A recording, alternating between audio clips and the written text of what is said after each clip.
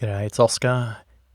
I thought I'd just capture a couple of thoughts. I've been in a very privileged position this week to be able to dance across most of the economy, public sector, private sector, large and small organisations, technology organisations, professional services organisations, organisations that are in manufacturing and logistics. And I wanted to share the opportunity with you guys because I think one of my mantras right now is to be a synthesizer and not an amplifier of what's going on. And I think as leaders, one of our responsibilities is to help everyone make sense of their reality right now.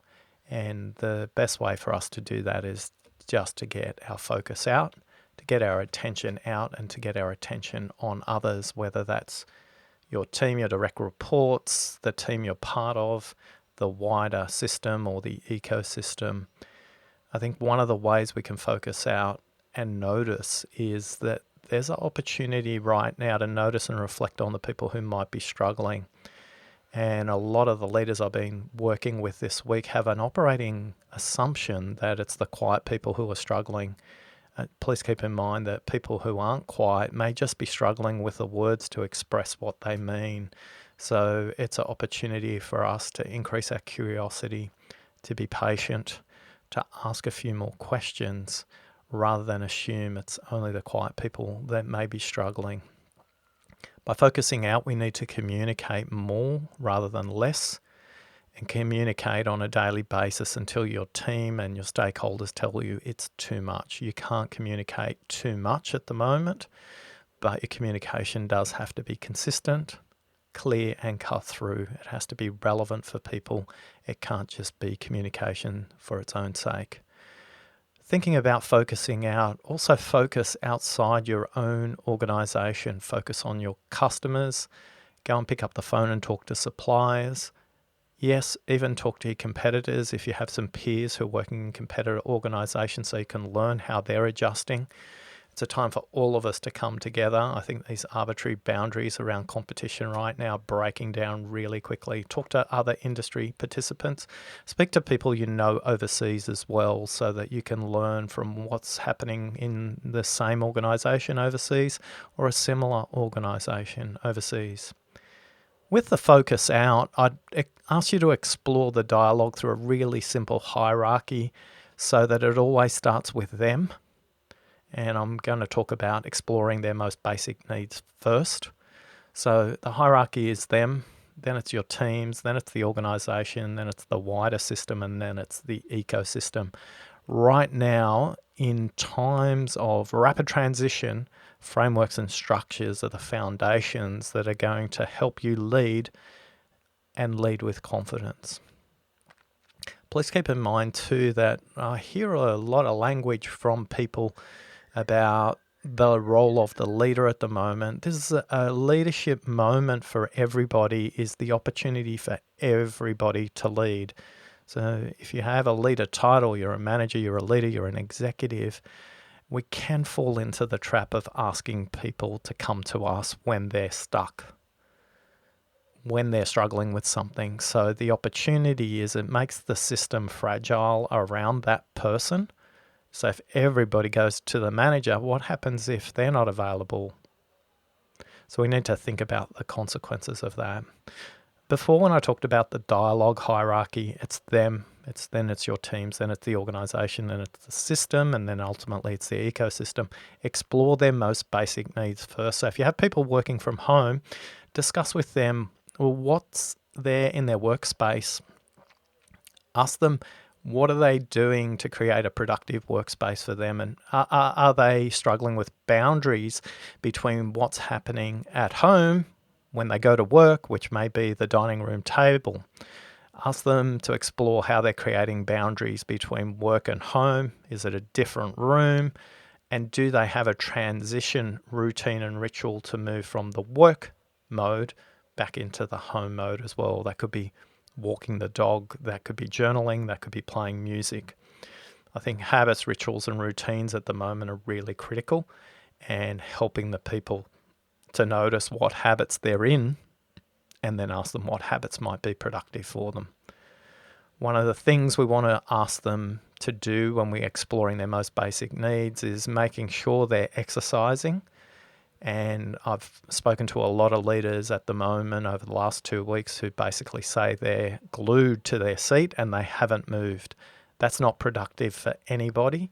And for a lot of leaders, you could be in adrenaline fatigue right now with significant decision-making processes, limited sleep, lack of exercise. Please integrate exercise into your routine. Most of you have lost a commute time, so don't give that up for work. Give that up to a higher purpose exercise, because that will create the body of a corporate athlete, which you need to have right now, and so do your teams.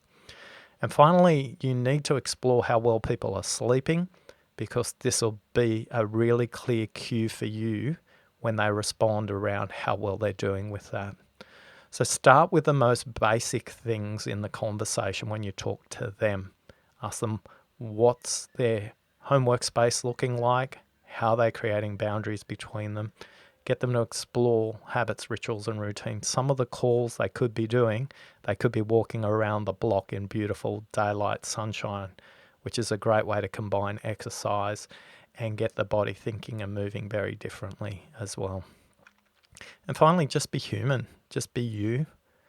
I think it's okay right now to share our struggles and what we're struggling with right now. In terms of, what I'm struggling with right now is seeing meeting and engagement after engagement being cancelled for 2020, and what that means for me, my cash flow, I have no idea. I'm probably not processing it at the moment because my focus is out.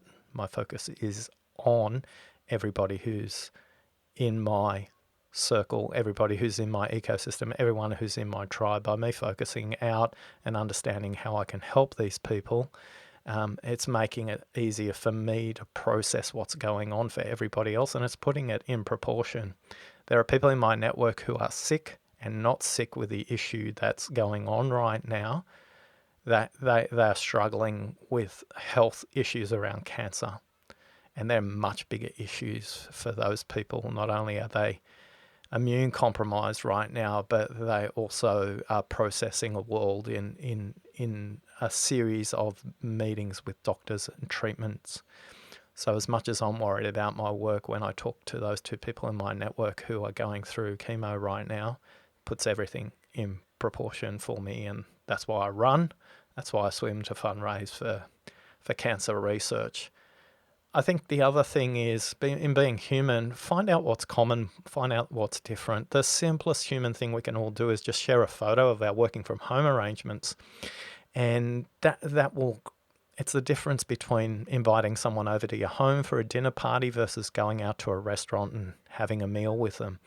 Both involve eating, but there's a very different connection created when you see somebody's home setup. And finally, tell stories. My favorite story at the moment is one of my clients has set up what they call a radio station. One of the people put their hand up and said, we should do a 1 o'clock to 1:15 interview with a staff member, and that staff member can then go and tag somebody else. So the CEO or the leadership team member will interview this person in advance. They'll share a photo from home, and they'll have a conversation about that. They'll point out some quirky photo or a dog or something in the background. They also talk about three music tracks that kind of keeping them going right now. And then finally, the CEO or the leadership team members are asking that person, what's one thing we could do to make working from home arrangements better?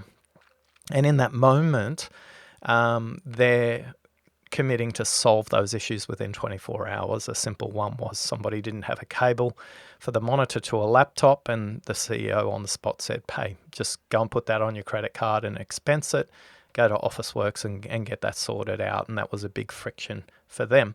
But because they were having that daily conversation.